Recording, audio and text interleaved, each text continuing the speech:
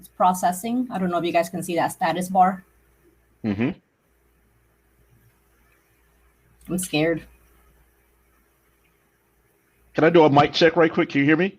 Hello. Good afternoon, and welcome to the 11th Annual National Black Economic Conference. On behalf of the Mosaic Group, Black Business Loop, Black Chamber of Commerce of Palm Beach County, and the Urban League of Broward County, we are excited to have you here for this virtual experience. I'm Shayla Zayas with the Mosaic Group. And you are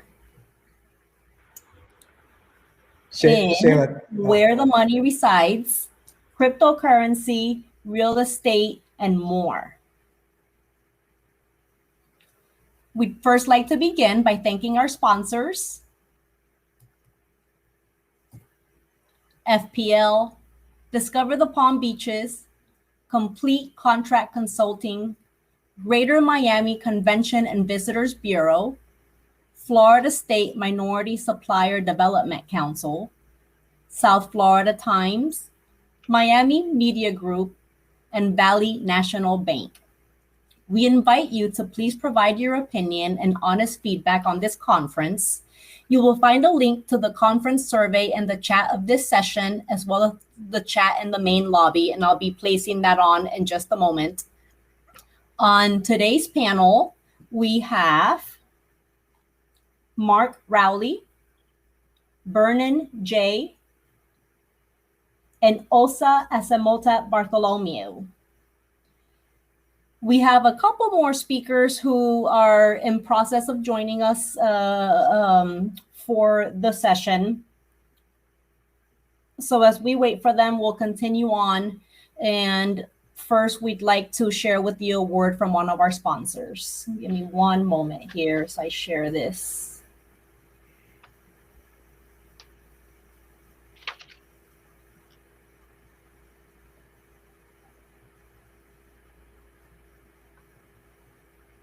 The keepers of a flame, kindled in another age, an era of romantic beach escapes with breeze-filled days and elegant nights, where you can still hear echoes of that gentler time when Camelot returned, enduring, timeless. Sun-kissed sands embrace the warm Gulf Stream waters, and matchless service complements definitive style.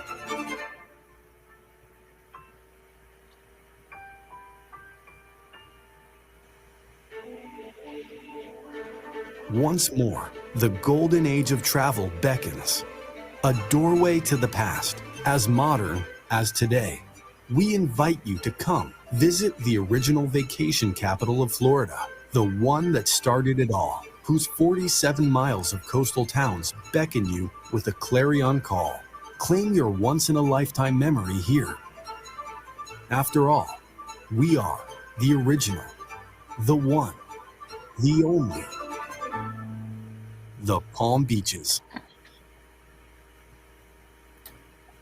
Awesome. So I have the joy and pleasure of living right here in the Palm Beaches. And even though today is a cloudy day outside, it's usually sunny, hot, and beautiful. So let's get started with our panel discussion here. Oh, and now we have V. Escarment joining us. Hello, V. Hello. Hi, everyone. How's everyone doing?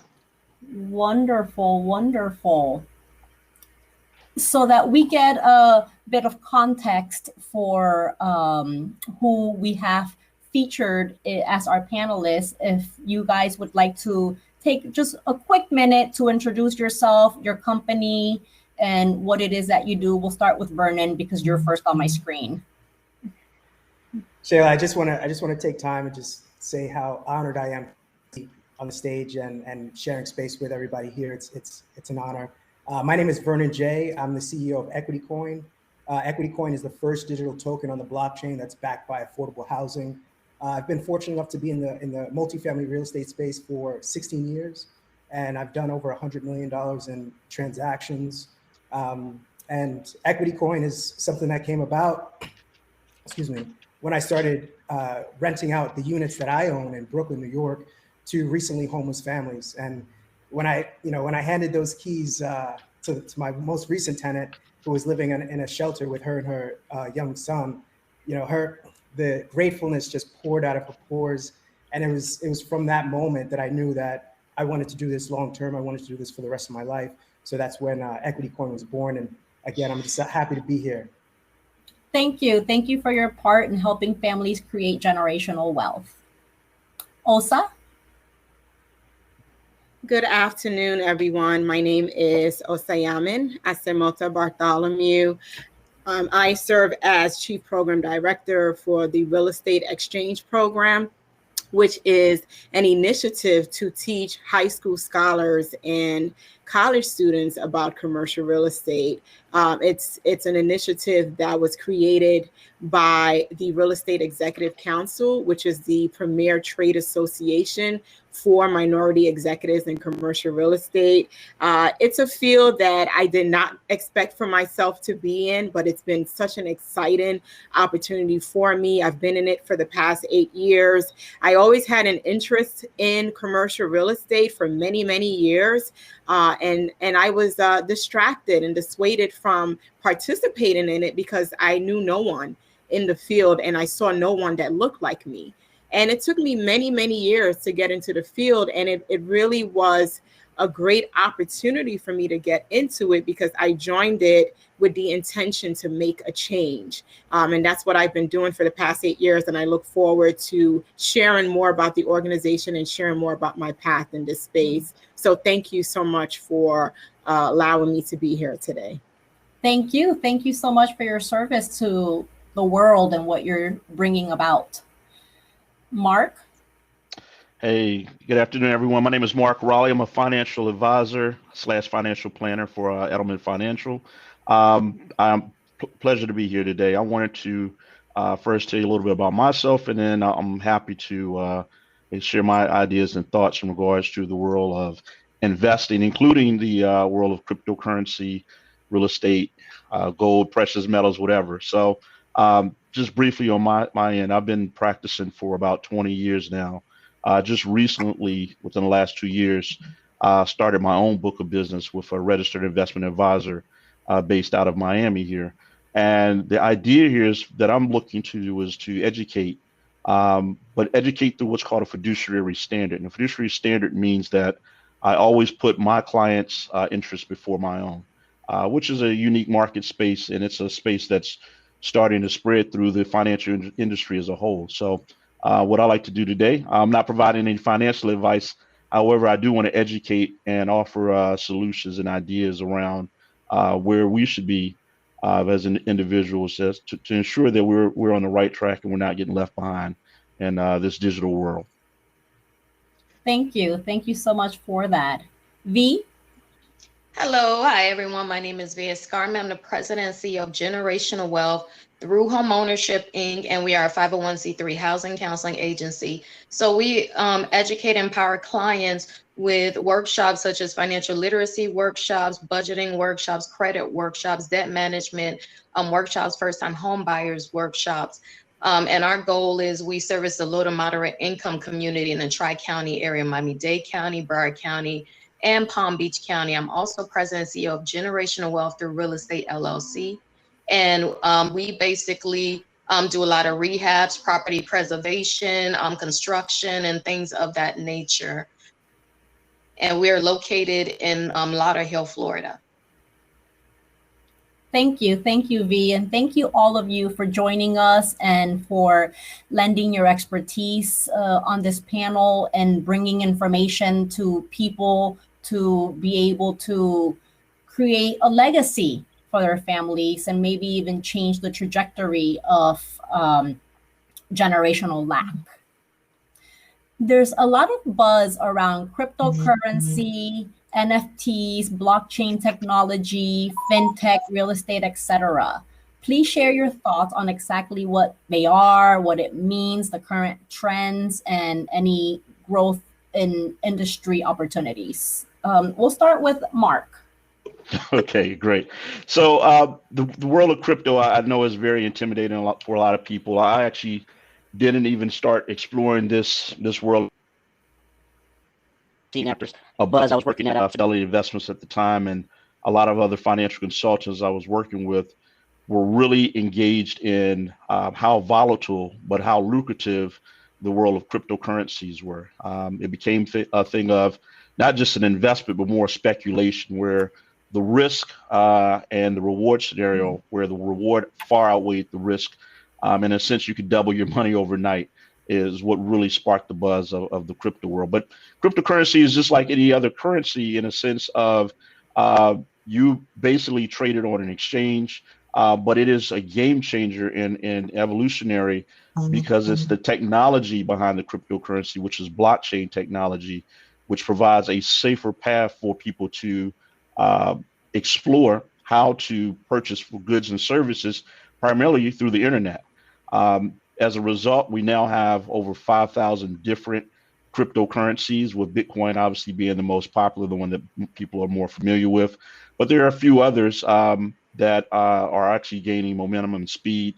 And I think Vernon actually mentioned his, which is also not necessarily a coin, but it sounds more along the lines of a token. There are thousands of coins and tokens, and the idea with this industry being relatively new, I think we were looking at 2009 as the foundation of a lot of these cryptocurrencies, primarily Bitcoin. But it's the technology. It's as big as the internet.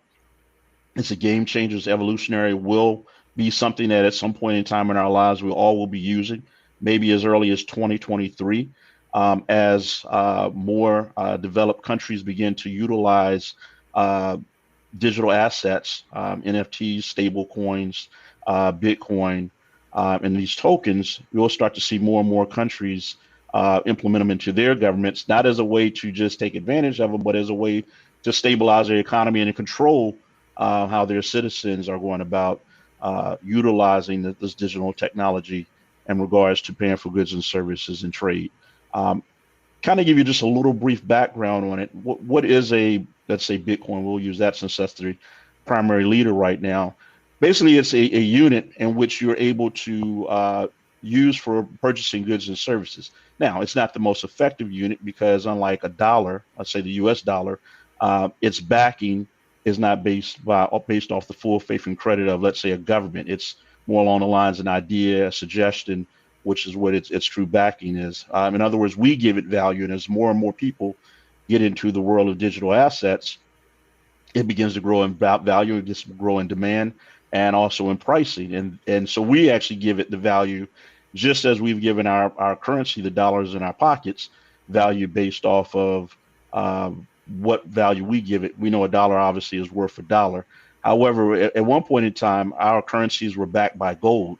That is not the case anymore. And so it's, in a sense, us trusting that the value is what it is.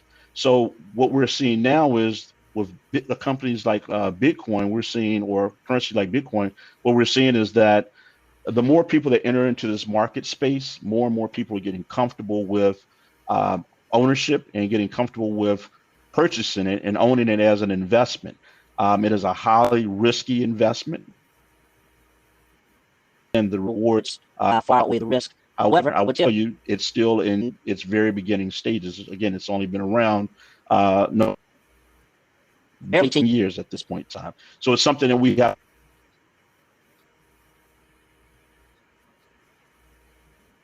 educate ourselves on and learn about, but I would always put caution to the wind.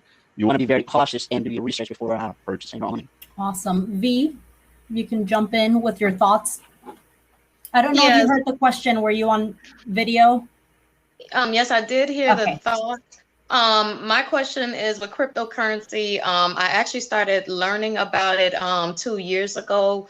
There was a friend of mine who introduced me to someone who was doing a class. So from there, I was able to kind of start taking like different workshops and learning about it.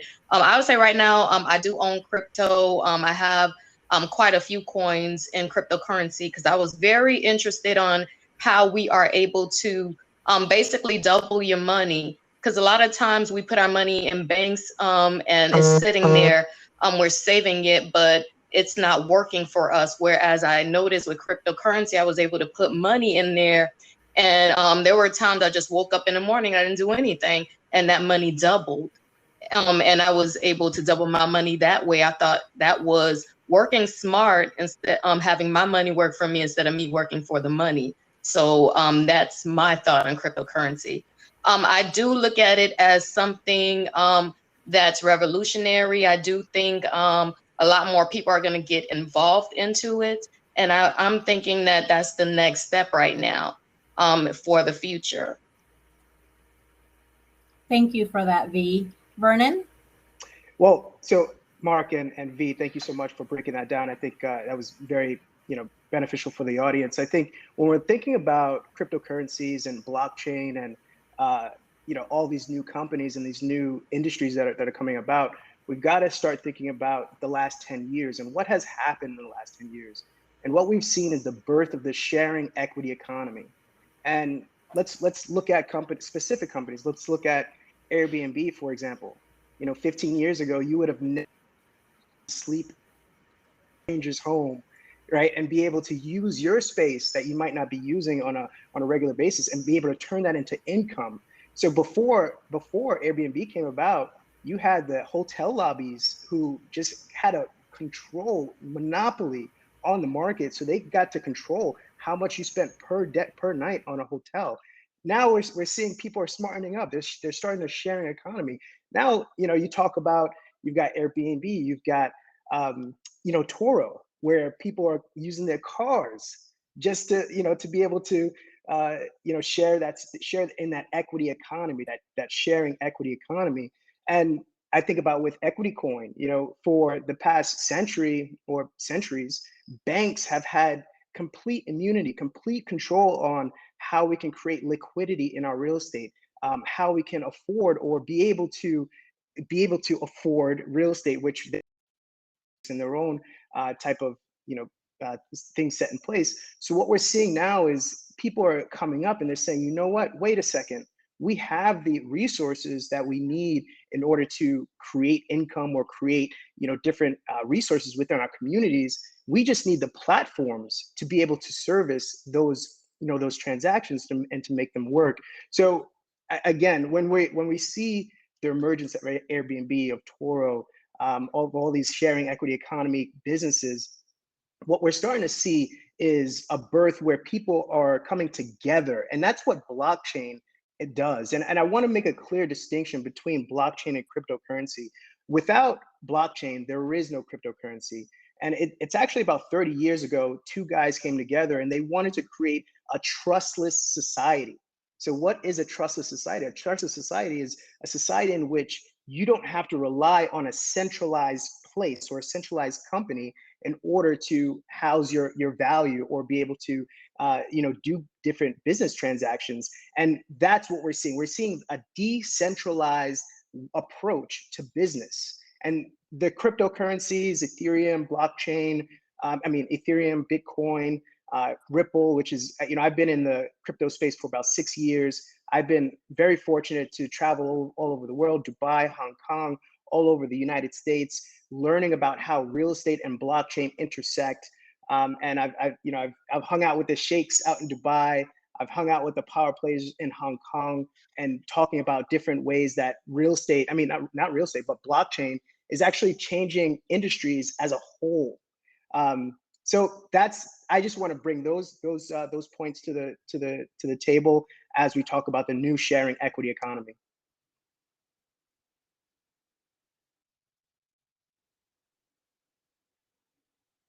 Osa, do you have anything to add?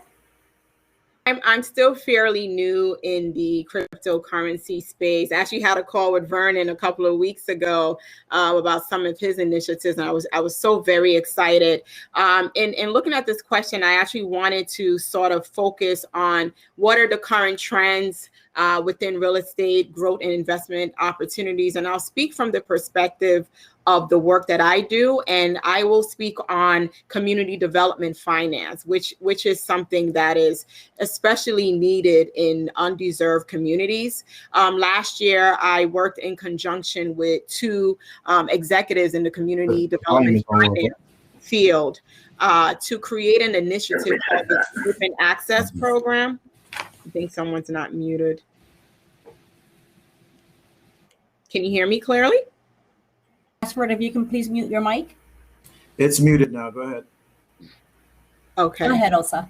Yeah, so we launched an initiative called Open Access. And the reason why Open Access was created was because within the community development finance industry, it's been recently bolstered by the New Market Tax Credit Program, which is a program that offers economic support to low-income areas in the form of offering market rate interest loans. But the issue within that is that even though this is a great opportunity to refresh neighborhoods that are in need of more housing and more opportunities, we don't see people that look like us that are working within community development finance. So the Open Access Program that we launched last year created over 30 fellowships in conjunction with various community development finance industries to be able to teach them about those opportunities. So when we talk about trends, I speak from that perspective,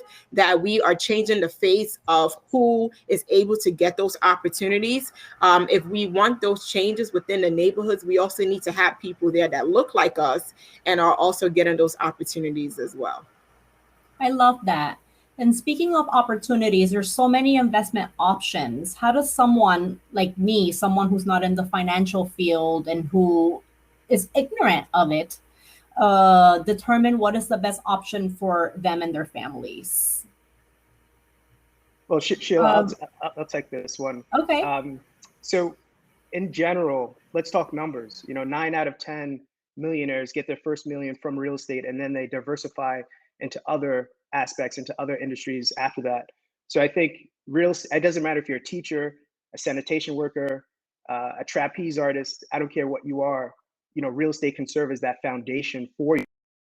And, make sure that you get income producing real estate, because I think one of the biggest mistakes that people make is for their first purchase that they make, it's a single family that is actually a liability from day one, because that you have to put money into it. You really don't realize any cash in that asset until either you pull capital out or you move out and you rent it out. So I would say start the foundation of most people's wealth begins in real estate. And if you can use a first-time home buyer's opportunity to get a multifamily so that you can start to create income. So now that income that you get, you can start saving, putting money aside for other investments into precious metals, into cryptocurrency, into different aspects. But real estate is that foundation. May I jump in now as a moderator? Please do. Before we continue, I'd like to introduce Grassford Smith. He's the president of the Black Chamber of Commerce of Palm Beach County and a litigation partner at Ackerman, and he's going to take over, and I'm very glad about that, as moderator. Thank you. So my firm's national IT person has been working on getting me into this meeting for the last 30 minutes. All is well. We're glad that you're here. I'm glad I'm here, and I've looked at your bios, and I'm extremely impressed. And I appreciate that answer, Vernon. And Mark, I see that you are obviously financial planner with a deep background on Wall Street. So I'm very interested in hearing your perspective on that question. And Mark, I can't hear you if you may be muted. Yes, I was. Yeah, and I appreciate it. My perspective and my experience is that more millionaires have been made by the stock market more than any other type of investment out there. The stock market has been around for over 300 years, and it's done nothing but go up. Obviously, we've had crashes like any other type of investment, but we find a lot of people become investors by default. And what I mean by that is you start your job at J.C. Penney's, or you start your job at Bank of America, or you start your job somewhere, and you eventually are talked into signing up for a 401k, and thus you become an investor by default. As a result, your dollars that are going into your 401k, or if you're working at a nonprofit organization such as a hospital or church, you are now investing your 403b plan. Or maybe you're just an investor who maybe your parents set you up into something, or an aunt and uncle left you a stock certificate from Disney when you were a child, and you're now looking to cash it in. So it is really a lot of opportunities as far as where you can invest your money, whether it be in the newfound world of digital assets and cryptocurrencies, whether it be in real estate, whether it be in the aspects of bonds, right? So there are a lot of different choices.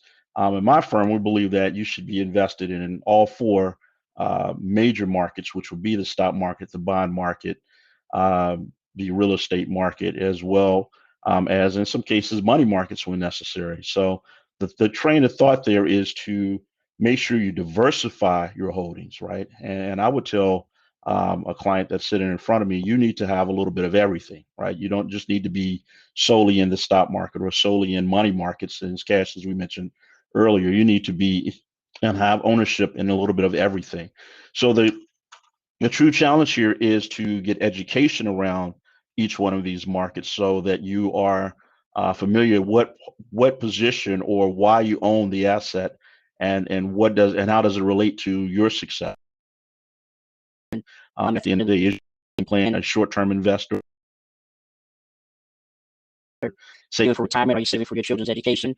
Or are you saving to buy a house next year, right? It's going to determine what type of market and what type of investment strategy you're going to utilize. I'll tell you, I just had a conversation with my financial planner and looking at my portfolio, and there were certain things that were up 40%, other things are down 20%. And so you like when you have that mix so that you're not exposed, especially beyond your risk tolerance. I wanted to come to you, Miss Bartholomew. I want to make sure I got the pronunciation of your first name. How do you say it? Sayaman. Oh, Sayaman. Okay. I'm Grassford Smith, so I know people butcher my name all the time. Do you have a perspective on this? Yeah, I mean, from the work that I do, and I shared earlier that I serve as Chief Program Director for an initiative that teaches high school scholars about commercial real estate, and that's early exposure. So I would say that one of the biggest investment options for families when it comes to children is exposure, letting children know about various investment opportunities. Through the REX program, it's a 2-week initiative. We bring executives from various facets of commercial real estate to speak to these kids about commercial real estate, to talk about investment opportunities, real estate development, because it starts early. In addition to that, teaching them about financial education, teaching them about building generational wealth, creating savings accounts. For me, I'm a mom of 3, and one thing we did from the beginning was create 529 college savings plans, because we don't want our kids to have student loans like we have. So that is one way to start the aspect of learning about investment options for families. Also setting up custodial accounts that will allow for investments for minors, such as stocks, bonds, mutual funds, real estate, that can be held in the care of an account custodian. Thank you very much. Does anybody else have a perspective on this that you want to share before we go on? So, we always talk about making money, but we don't talk a lot about the pitfalls. And obviously that's something that we have to be mindful of and to be intentional about. So who wants to talk about some of the pitfalls to avoid when it comes to investments? Let me come to you, V. Okay, one thing I would say, know your risk level, because a lot of times, just because something is hot, and somebody tells you about it, and then you get excited, and then you put your money on it, and then it doesn't do what you expected it to do, and now I invested all my money, and now I lost all that money. So I always tell people, know what your risk level is, what you are okay with parting way your money with. So basically, if 200 or is it 2,000 or 20,000, whichever level you're at, which you would feel comfortable if you lost it, you'd be okay with. Because sometimes when we are looking at investing, sometimes some things that happen, we may endure some losses while we're investing. Number two, I would say research. You definitely want to research before investing your money. Because a lot of times we end up seeing on the news, on TV, people were scammed by individuals. They ended up giving these individuals money or investing into something they thought was going to give them millions, and then they ended up losing everything. So I tell people research. Yes, I mean, research is a good advice, especially if you're going to put a lot of money into it, whatever you consider to be a lot. You definitely have to do that research and rely on professionals that are doing that research as part of what they do. I think that's very important. Vernon, what's your perspective on pitfall avoidance? So for the past, I would say like 5 years, it's been a little scary, especially I've been in the cryptocurrency space for 6 years, and I've seen, I went through that first swing in 2018, and I've kept my pulse on my finger on the pulse of the market for these 6 years, and it's scary because you see these meme stocks, you see these meme cryptos, and people are jumping into the band without even doing that research that you pointed out that's so important. Even if you're investing in cryptocurrency, which is fresh, it's new, there's so many nuances, there's not too much information that you can find online about it. You still need to read that white paper, right? Read that white paper from that company. You still need to research who are the owners of this company or of this blockchain or of this cryptocurrency. Do they have a track record? Have they successfully exited businesses in the past? What is their background, right? We can't just go into things just because, like you said, you see a meme, you hear people talking about a specific stock, a specific crypto, and we jump in without even doing the research, and that's scary. And I know, Mark, you can echo this a million times over, and I'm excited to hear what you have to say about the pitfalls, because I'm interested in that too. Yeah, Mark, I'll go right to you, and I'd add, Vernon, that the research is on the front end, but it's also dynamic, right? Because conditions change, and you have to make sure you're keeping up. Mark, what is your perspective on this? Well, I love something that Vernon said, which was he mentioned you have to have an exit strategy, right? A lot of people go in with the idea of I'm here to make money, and they don't have an idea of when you've actually won the race. For retirement plan, we call it climbing the mountain, right? You have to understand and realize when you're on top of the mountain. In other words, I work with a lot of people who may have, $200,000-$300,000 in life savings, and when we do a projection for them, they're going to end up with $5 million by the time they reach, let's say, age 90. And the question I have to ask is, are you going to be comfortable that you'll have $5 million at age 90? And some people say, yeah, because I'm going to leave it to my family members. But most people say no, because I didn't get a chance to enjoy that money, and I'm not going to do it at age 90. So an exit strategy of understanding when you've actually run the race and how to now begin to utilize your savings, your investments, so that you can live the life that you're comfortable with, or tackle the goal that you had originally addressed. The exit strategy is probably one of the most important things. That, along with, I would say, market timing. And market time, we can take it right back to, say, cryptocurrencies, or we can say stock investing. Market timing doesn't work, right? What does work is allocation, right?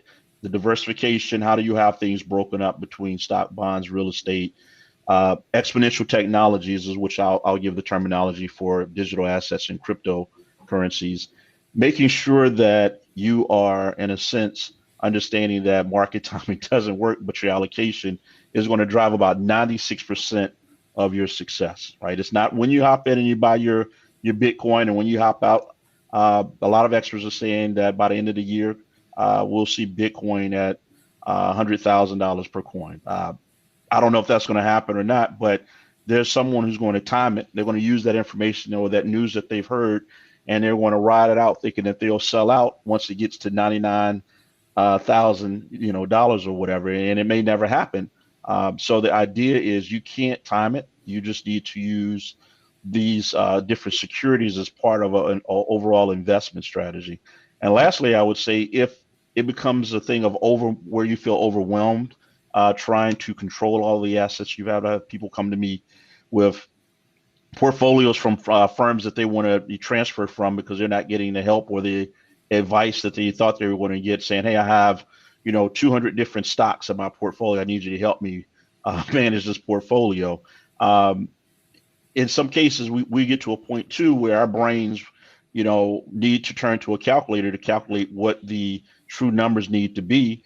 And at some point in time, even the calculator becomes ineffective, and we have to go to software and programs to generate those results. So at the end of the day, it may even make more sense to hire a professional to take over the control of your investment strategy or help you achieve whatever your goals are.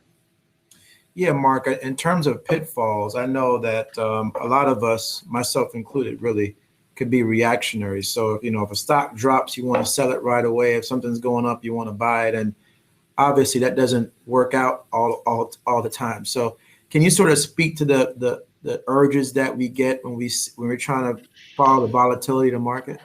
Yeah. So what we find in investing, whether it be real estate investing, crypto, or just general investing in the markets, what's driving our decisions a lot of times are fear that we may miss out, or fear that we may lose, or the greed that it can go up a little bit higher, right? It's not time to sell yet because it could go up another $5, $10 in the next 15, 20 minutes, or the next day or two, or the next 2 or 3 weeks.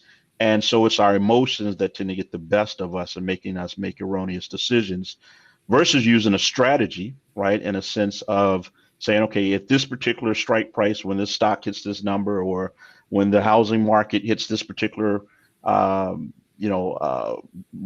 then I'm going to actually turn around and execute a sell or execute a buy. So it's usually our emotions that get in the way. So a lot of times you have to come up with certain strategies which help you identify whether or not, number one, you should even be managing your own investment strategy. Number two, can you do it effectively? I usually tell people if you can teach on certain subjects or certain aspects of whatever investment choices you're looking at, then maybe you are right to self-direct that investment. However, if you can't teach it, if you wouldn't be able to teach it to a class, I'll even make it simple. If you can't teach it to a 5-year-old, then you probably should actually hire a professional to take over and help with the management of that investment strategy. Yeah, I think that applies to just about every profession. If you can't tell it to a 5-year-old, you probably don't understand it yourself. Absolutely. What's your view on this, the pitfalls?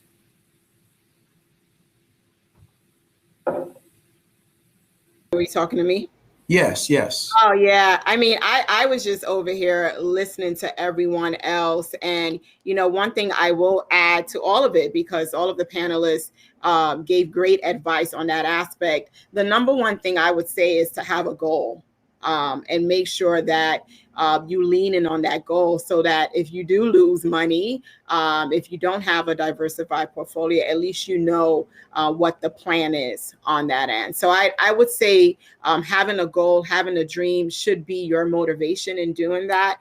You gave a great example, Mark, in that, speaking to the client and letting them know that by age 90, would you be fine with 5 million? If they had that vision and that plan before, then they would be comfortable with answering that question as well too. So that's all I will add to that, is making sure that you have a goal and that within that goal, you're able to know what to do moving forward.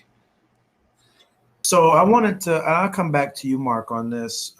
If someone were to want to start investing, so let's say they've never invested before, they're watching this seminar and they're saying, man, I need to get in the market. I hear all these people making money off Zoom and AMC and all these stocks, and I'm trying to get that money also. What would you tell them about starting out? And you're on mute, Mark. I get this a lot. I think you have to really, really go back to what was just previously said. You have to create a goal. What is the goal of this money? What is the purpose of this money, right? If this money to cover college, and if college is 2 years away, then you're going to have to figure out what investment strategy is going to work to get you to where you need to be in 2 years. If this goal is to buy a home in 10 years, then you need to use the investment strategy that's going to get you there. The easy solution here, I would say, before getting started, would be to identify that the investments are nothing more than vehicles, right? They're to get you from point A to point B. Some get you there quicker, like Bitcoin, and some will take time. And it was like watching paint dry, like investing in bonds, right? So you have to make a decision on, number one, what your goal is. Number two, how quickly do you want to get there? I usually use an analogy with my clients when they sit down with me and say, "Hey, I want to, start investing." I usually say, "Well, let's say we're going to take a trip down to the Florida Keys and we're leaving from Palm Beach County, right? There's a lot of different roads we can take, but we know one thing is we can't do the same speed from Palm Beach County all the way down to Key West. There's going to be times when we're going to have to slow down. We're going to have to use caution for numerous reasons, right? We can't just go 75 miles or 80 miles an hour all the way down. So it's the same strategy. It's a long journey. It's a long process, but you have to be willing to understand you'll have to make adjustments along the way. But going back to what your original question was in regards to how do you get started, I would say the first thing I would do is I would research where are the most successful people putting their money. Are they putting it with Robinhood? My 17-year-old would say yes, right? But he's not the most successful investor because he just started. But are they using companies like Charles Schwab or TD Ameritrade or Fidelity Investments or Vanguard? Where are they starting? I would actually look at maybe getting a mentor or someone who has already done it to kind of give me some ideas or some feedback. And again, if it's a situation where you feel you need expert help, then I would hire a professional to kind of give me some insight. Even if you're starting off with a very small dollar amount, most financial professionals will be willing to at least get you started on the right path or point you in the right direction or introduce you to a connection of someone that will be willing to help you. Thank you very much. So I think the entire panel is involved in real estate in one fashion or another. I was impressed reading that in your bios. I'll come to you, Vernon, from a real estate perspective and someone starting out. What would you advise? I kind of alluded to it earlier today, but it's essential that we get our first investment to be multifamily. I can't reiterate this enough because that cash flow that you get every month, it becomes that cushion that will allow you to go for your passion, or that cushion that allows you to be able to save more and to be able to put more into the stock market. I can't push that enough. And I think, for me as a real estate guy, the rewards, I'll give you an example. My first acquisition, it was a four unit. It had $100,000 in violations and it needed about $70,000 of work to do. So I didn't see profit for about 18 months. So normally it could take up to 2-4 years to turn a profit on a real estate acquisition or a real estate investment. So it's a long game, right? It's a long game. And I also wanted to speak to your question earlier today about, if you're looking to be a first-time investor, like, where do you go? What do you do? And I love taking it back to Warren Buffett, where one of his principles of investing is he only invests in companies that he likes, right? So for me, I'll give you an example. For me, I use Airbnb a lot. As far as like when I travel, I don't use hotels. I use Airbnb. I like it, So when they did their IPO, I was like, wow, okay, I want to invest on the long term, because the people that I know and the more affluent people in my circle, they use Airbnb as opposed to a regular hotel. So I'm starting to think about that. And if you use, let's say, for example, you use Colgate like toothpaste. If you use Axe body wash, you might want to invest in Unilever. They provide a dividend as well, and they own a plethora of different products that you might use in your daily life. So when it comes to investing, invest in products and companies that you yourself like. I think as a beginner, and on the real estate side, there are programs like NACA for example, that provides no money down, and it helps you in neighborhoods like East New York, Brooklyn, South Los Angeles, North Miami. It's a countrywide initiative. And then you also have the Fannie and Freddie, where you can get your first time, 3.5% if you want to do a first time home buyers program. So there are programs, there are opportunities out there that you can take advantage of, where, especially if you find a property that has income already in the property, what will happen is the bank will add that income, 75% of that income that you get from that real estate that you're purchasing, if it has leases on it, and they'll add that to your income. So in a normal scenario, you might not be able to afford a $700,000 4-unit property, but because the property has 3 leases on it and 1 vacant unit, now you have the ability to own it and to be able to have cash flow from day one. So that's how I would break that down. Thank you. And I like the advice that Warren Buffett gave that you mentioned, because if you like something, you're probably more likely to follow it naturally in terms of how your everyday living. So if things are going south, you probably know about it, presumably, and you can make adjustments if you need to. Also, Yamin, what's your view on that? This topic about starting out, and you also have a significant real estate background as well. So I'm curious about your perspective. Yeah, and I can speak from the perspective of diversity and inclusion within commercial real estate. With the work that I do, I work with high school scholars, but prior to that, I served as Chief Program Officer for Project REAP, which is the largest diversity and inclusion initiative to let Black and Brown professionals who are some already in the field, some who are interested in commercial real estate, to learn about the field. We know that real estate is the answer to opportunity. It's the answer to partnerships, as well as building equity and investment. So from that perspective, it's not only just an investment opportunity for yourself, but you're also building equity for not only your families, but for your community.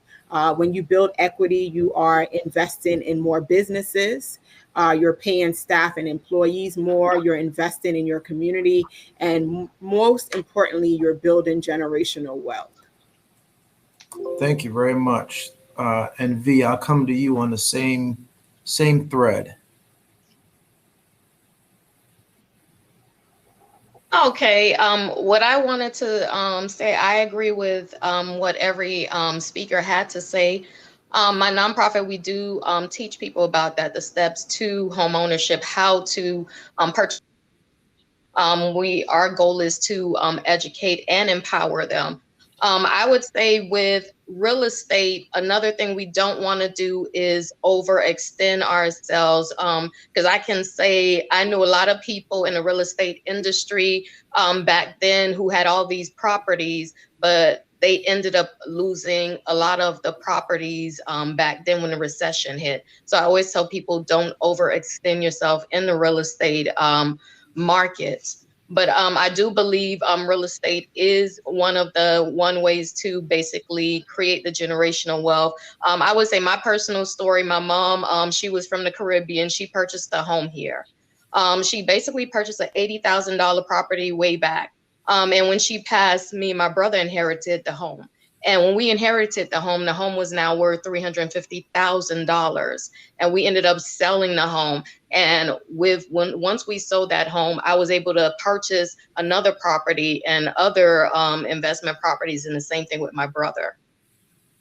Yeah, thank you. And you're kind of hitting on something I was going to go next, because a lot of us learn, or you should learn in part, from the experience of others, right? The good and the bad.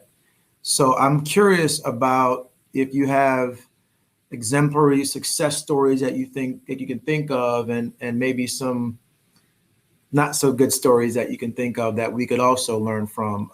And I'll start with you, Mark. If you can tell us about maybe someone you've worked with that you think just, knocked it out the park, made some good decisions, and on the flip side, some of the kind of the horror stories, so that we can learn from that. Yeah, I'll tell you, by the time someone comes to see me or hire me for my services, the horror stories have already occurred. So I'm usually a cleanup man. for someone who's saying, "Hey, I just can't do this anymore." I could think of a scenario in which a client of mine had got a hot stock idea. I want to say it was to invest in maybe some sort of gold mutual fund or something along those lines. It was someone he had played tennis with, and they developed a very strong relationship, and he really trusted the guy. And he ended up giving the guy about 250,000 worth of his $500,000 dollar nest egg. And within, I'd say about 3 months, he was back in front of me, basically with tears, because the actually, no, I take that back. The investment was in oil and gas, so you know how volatile that can be. The individual had a 11% commission, so 11% of the 250,000 went to his tennis buddy's pocket, and then the market just tanked with oil at that point in time. So I think it ended up being a 30% loss, and I share that with you to say his friend probably had great intentions, but also wanted to get paid as well. And I think you have to take a look at when you're making a decision to utilize an investment or a financial professional of any background, because I got insurance horror stories as well. But when you're talking to someone in regards to turning over your money, allowing them to help you, or even chasing an investment idea, you have to make sure it's right for you. You have to make sure that it's going to be something that is going to play out well for you. I can't tell you how many people I've heard that have lost money in cryptocurrencies. There's thousands of people who lost millions of dollars in cryptocurrency. So while we have really great stories about how it could work, there are those stories too of how it didn't work. And usually a lot of those scenarios involve someone either being scammed, not doing their homework, not doing their research, or doing what I mentioned earlier, trying to market time. For my tennis guy, he tried to market time. His friend said it's a great time to get in, and it was actually the peak of oil at that point in time, and things came crashing down. And I think we all remember when we were paying about $4 a pump at the gas, and at some point in time, we had a brief time where we were paying a little bit over $2 for gas. And unfortunately for this gentleman, he bought in when we were paying $4, and ended up having to take the brunt when it went down to $2. So I can give you horror stories all day long about different scenarios, family members misleading people. But really what I think it comes down to is you need to do your own research. And I think we've said that, I think all of us have said that several times in the discussion, that the research piece is going to be the most important, right? You should be willing to spend 20 hours worth of research before you make that investment decision. That investment decision shouldn't come from your best friend or your buddy. There's a unique survey that's out there that said in a grocery store, when employees ask who do they get their investment advice from, it comes from the butcher, because they assume the butcher is the most skilled person. Absolutely, with being a butcher, but not necessarily with investments. But that's who they go to for their investment advice. And quite frankly, it's interesting in a restaurant, people assume that it's the sushi chef that is the most intelligent and knowledgeable person. So they turn to that person for their investment advice. So again, it really comes down to your research, understand what you're buying and why you're buying it. And I'm going to go back to Vernon, have an exit strategy. When am I going to get out of this investment? Yeah, and I would definitely say if something sounds too good to be true, we all know what that means. It definitely is. Not probably. Absolutely. I can tell you in my career, being a commercial litigator, in fact, I just spoke to a federal prosecutor and some FBI agents on behalf of a client who was a victim of some fraud.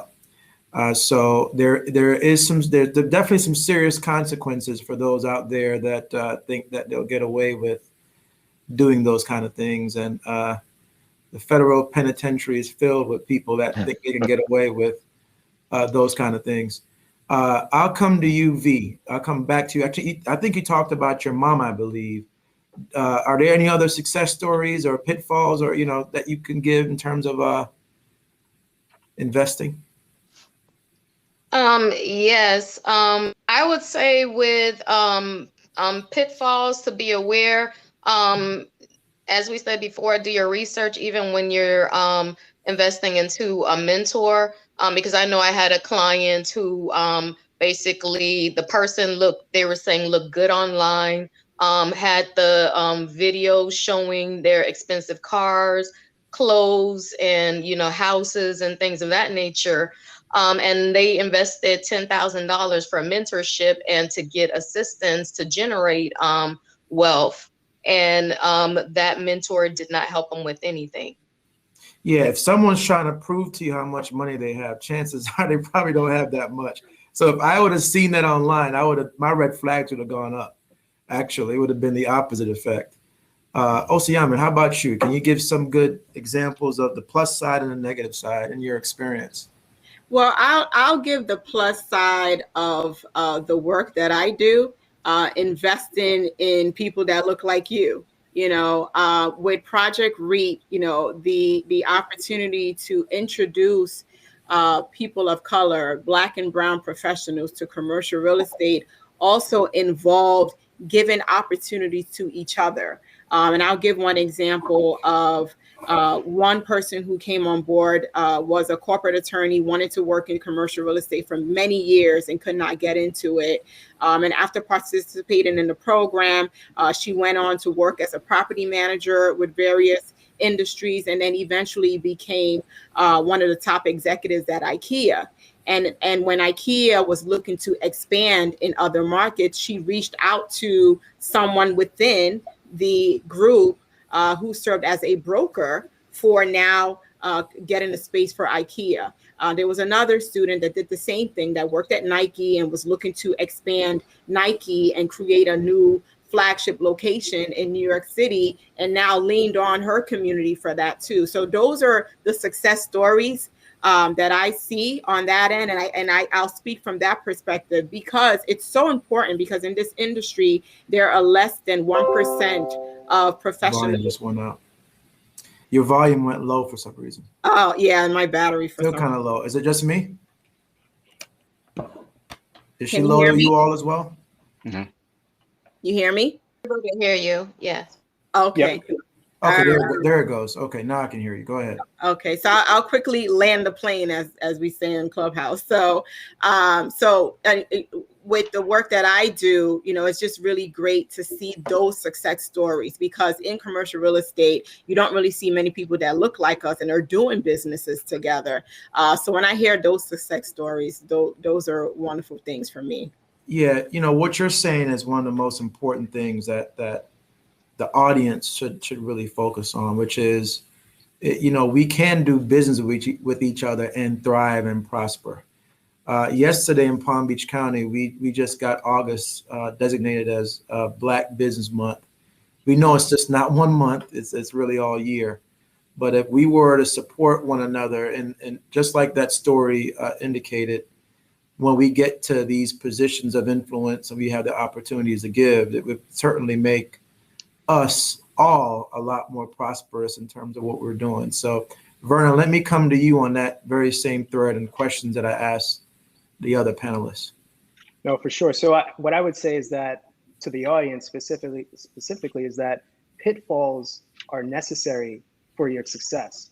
In my experience and dealing with, mentors who multimillionaires, even some that are billionaires, they've taught, walk me through some of their failures. And failure is a necessary ingredient for success. And I think when we're going into investment, we've got to make sure that we build up a tolerance for risk, because if we don't build up a tolerance for risk, we will remain in a state of mediocrity. And I'll say that again, if we don't build up a tolerance for risk, we will remain in a state of mediocrity. So when we're investing in cryptocurrency or in real estate, or if we're, for example, my first asset that I purchased, like I said earlier, it had $100,000 in violations. Most people would run for the hills when they saw that.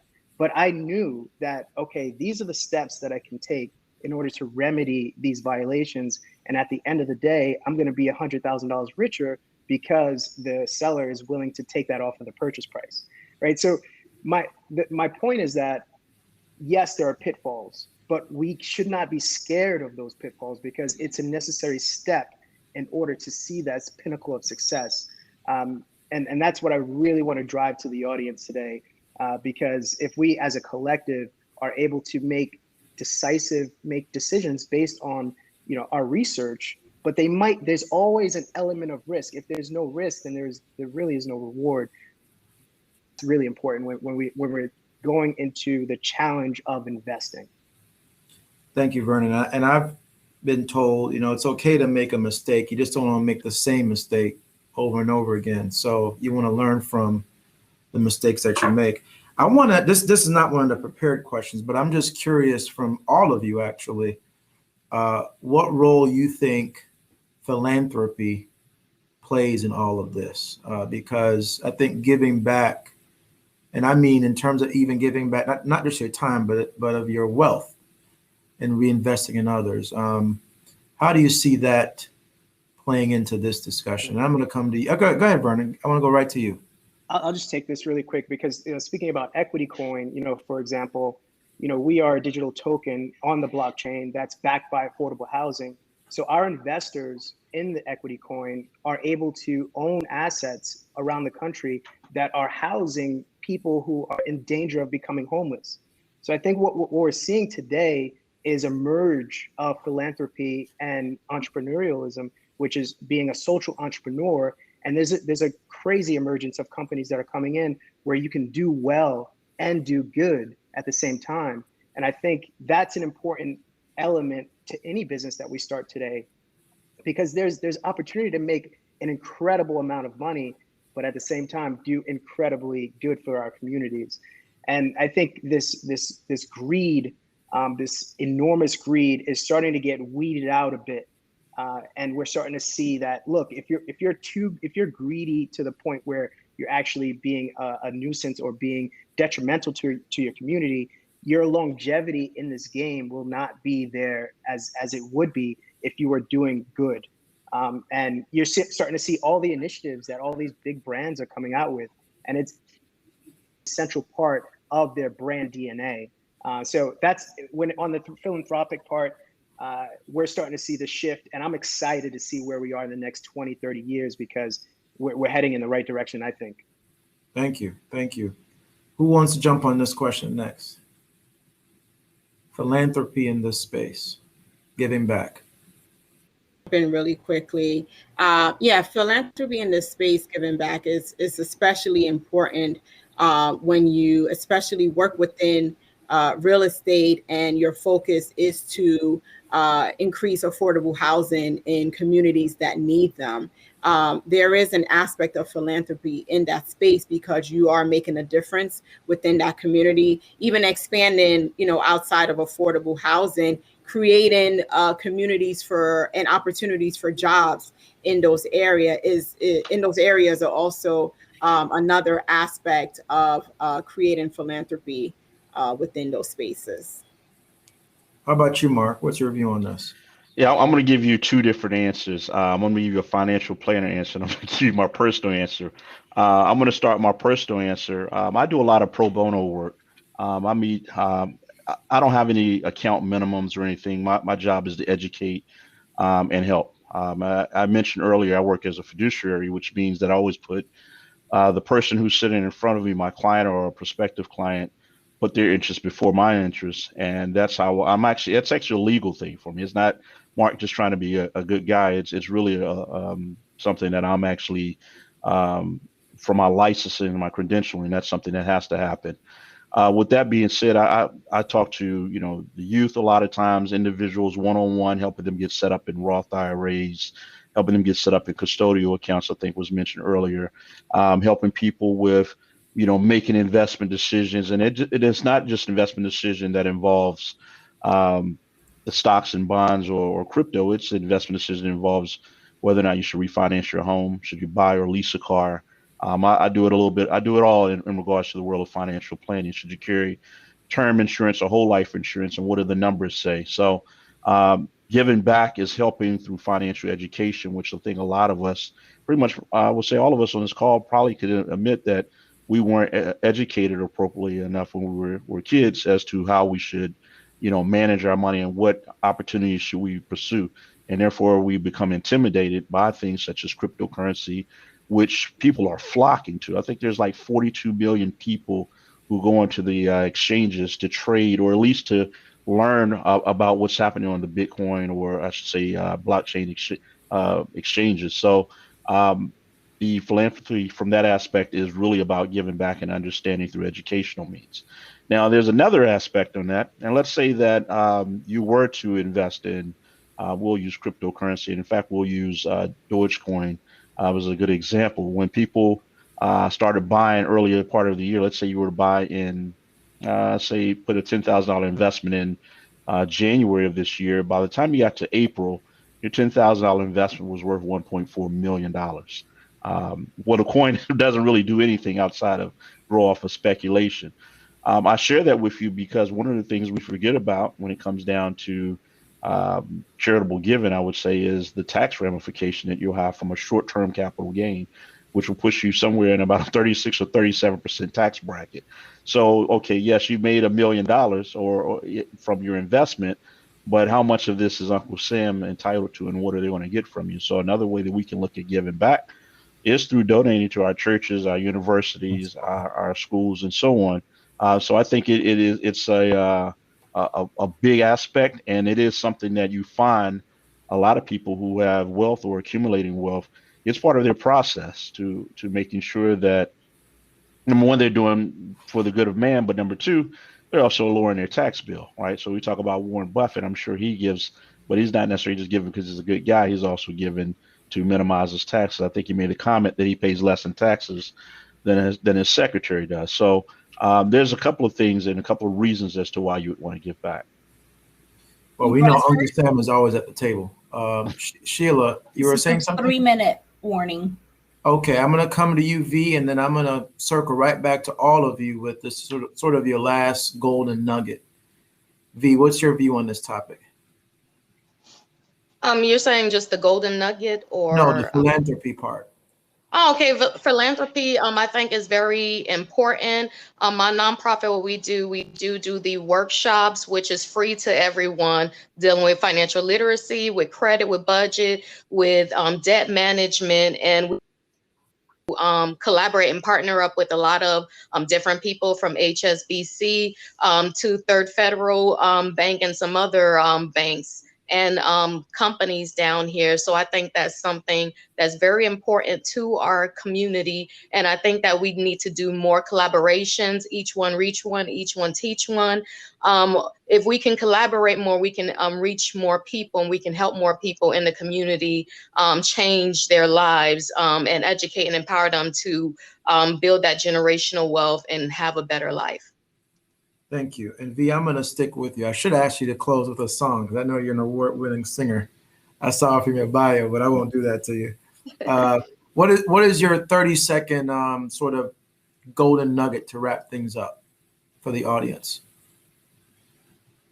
You, V, coming to you. So, 30-second nugget. Basically, you have to grow into your dream. Your dream comes a size bigger than what you are. So that's something that you would have to grow through. Grow through is, you're not going to know everything in life. You're going to gain through experiences. And as Vernon said, that those losses are actually lessons. Learn in the lesson. And once you learn that lesson, when it comes back to you again, that test, you'll pass that test and ace that test, and you'll conquer and you'll soar. Thank you so much, V. Osiamen, you're next. One thing I always tell people is time is money, and don't waste your time. Start now. And if you're interested in investment opportunities, start now by acquiring assets or save money that you won't need to spend in your retirement. Also speaking from the perspective of disrupting the commercial real estate industry, for anyone who is interested in commercial real estate or interested in a field where you don't see people that look like you, the first thing you need to know is that you deserve to be in the room. And if it makes you feel uncomfortable, definitely go for it. Thank you so much. And Vernon, you're next. I've got a family office. It's called Generational Wealth Organization. And I've got a book that's coming out. It's called The 7 Principles of Generational Wealth. And I just want to read really quickly what the 7 principles are. And number 7 is live as a minimalist, invest as a maximalist. Number 6 is always have a succession plan. Number 5, maintain a global perspective. Number 4, take time to educate others about the history and future of generational wealth. Your health as your greatest asset. Number 2, family structure is paramount. And the number 1 principle of generational wealth is own property. So those are my 7 principles of generational wealth. Hopefully the audience could take something out of it. And if you want to see the full breakdown of that, you can go to generationalwealth.org. Thank you. Mark. Okay. Well, I'm going to start with a quote from the great Yogi Berra, who said, "The future ain't what it used to be." And I think what the panel has discussed today has been things that will impact our future. And it's one of those things where we can't procrastinate. Procrastination is our worst enemy, particularly when it comes down to investing, saying we'll get to it at some point and miss an opportunity. So there's a lot of changes with exponential technologies, disruptors, right? You think about what Netflix did to Blockbuster. You think about what Zoom is doing to AT&T right now. We don't, at my office, we don't even use AT&T for our phone service. We use everything via Zoom. With so many changes in exponential technologies, people such as the great Warren Buffett are told to step aside now because there's so much disruption in all of our industries across the board, where we're finding that a lot of our jobs, and particularly a job of even an attorney, could possibly be eliminated through what we're seeing in the blockchain world. So there's a lot of changes, including Mark's job could be at risk at some point. So ask yourself, is your job going to be around because of all of the changes? And then where will you be in regards to the impacts that we're seeing right now? I'm sure any of us, if we're going to a Walmart or a Target, you're saying that there are fewer and fewer cashiers and more standing in line to scan items yourself and so on. So with all of these breakthrough technologies, our world's going to look a lot different 5 years from now, and it's going to be completely unrecognizable 10 years from now. So my thoughts would be to definitely to do your research, do your study, make sure that you are included.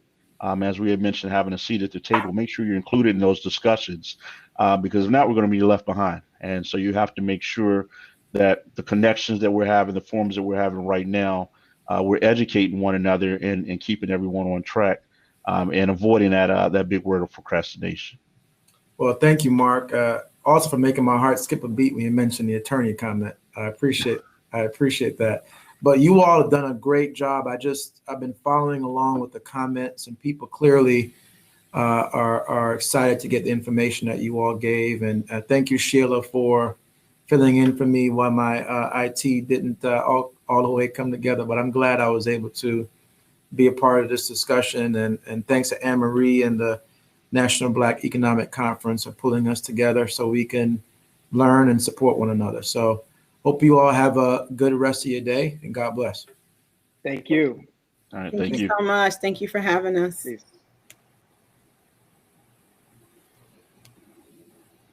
You're muted, Sheila.